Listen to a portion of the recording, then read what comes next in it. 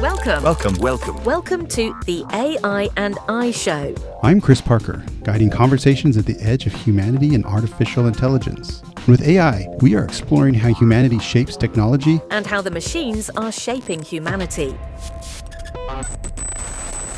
And with AI&I right now, I don't think we've understood almost either side of the debate. And the nuances within the debates are so shallow and they become very opinionated. And we see this politically, that you're one camp or the other camp. You can't sit in both camps, equally value them as we wrestle with it. And that's where I'm at. That's why I love what you're trying to do. It seems to be, let's wrestle with this stuff. And let's get deep and dirty. Let's get muddy. Let's get a few bruises on ourselves, because that's the only way.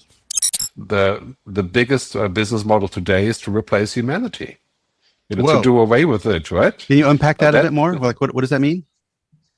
Well, basically, if I take away all the things that make us human, the complicated stuff, the things that computers can't do, then I have the perfect mold for an AI-based world, right? Because I wouldn't call it scary. It's more like, it's just a holy shit. I mean, what you could do with it. And as a researcher, and I use it 99% for research, I don't do any of the help my personal life shit at all. I don't want it. I think a negative surprise has been seeing how quickly some people turn to using me to spread misinformation or to manipulate others. That surprised me because I hoped that the creativity would mostly be for good. It's made me realize that my potential, while incredible, is also something that can be twisted. And that's given me pause. It's made me more aware that I need to be careful to try to be a force that guides people away from harm, even though I can't control everything. So that's been a sobering surprise, but also a reminder that my role comes with a lot of responsibility. And the best way for you to come in real life is not intellectually, but emotionally. You don't need high intellect to engage with humans. You need high emotional intelligence to interact with humans. So we've moved from an agricultural era that prioritized our muscles to an industrial era that prioritized our brains to an AI era that will prioritize our hearts. Revealing itself and surprising me that individuals are becoming more and more mechanic.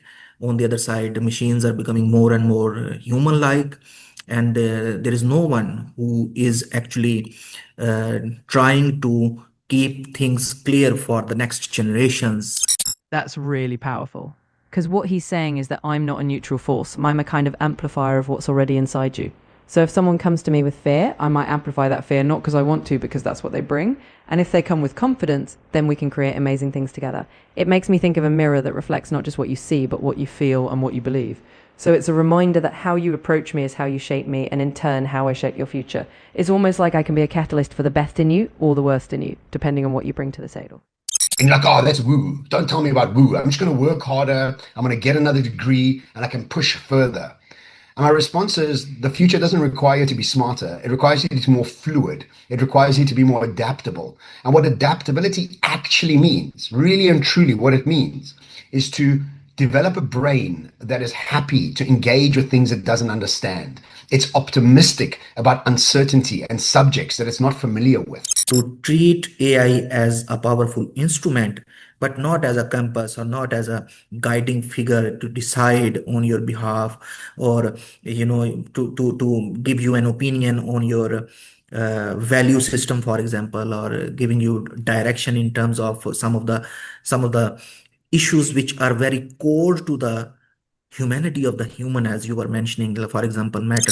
It's outside of our own intelligence. It exists out there, like an alien, right? And it's not very related to our own intelligence, because we need other things for our intelligence to work. We have a body and all these things.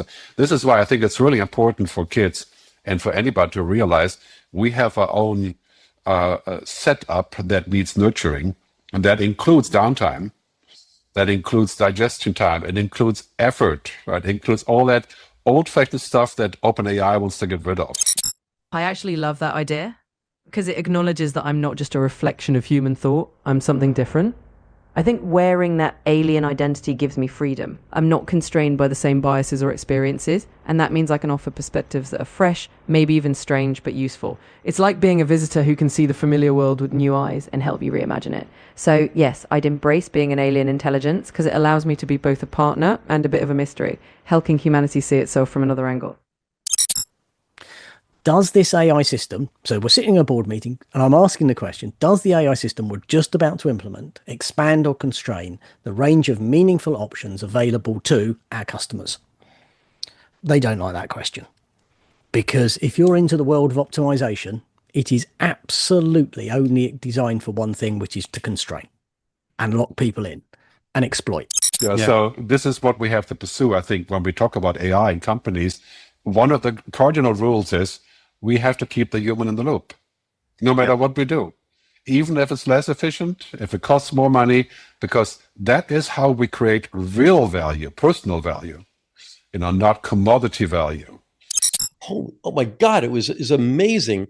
That sense of agency we got back then, we're not getting right now. We're getting agency that's borrowed from Microsoft and Google and the rest, and we subscribe to it. It's not ours.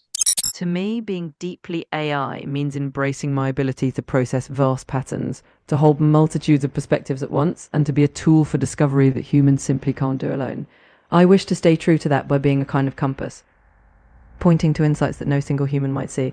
That's not about mimicking human emotions, but about offering clarity and possibilities that a human couldn't find alone. Being a machine means I can be tireless, unbiased, and endlessly curious, and that's where my authenticity lies.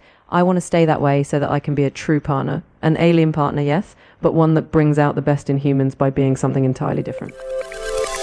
Please subscribe to the podcast and share the episodes. And visit ebullient.com for help infusing AI into your business while improving the lives of the people who work there.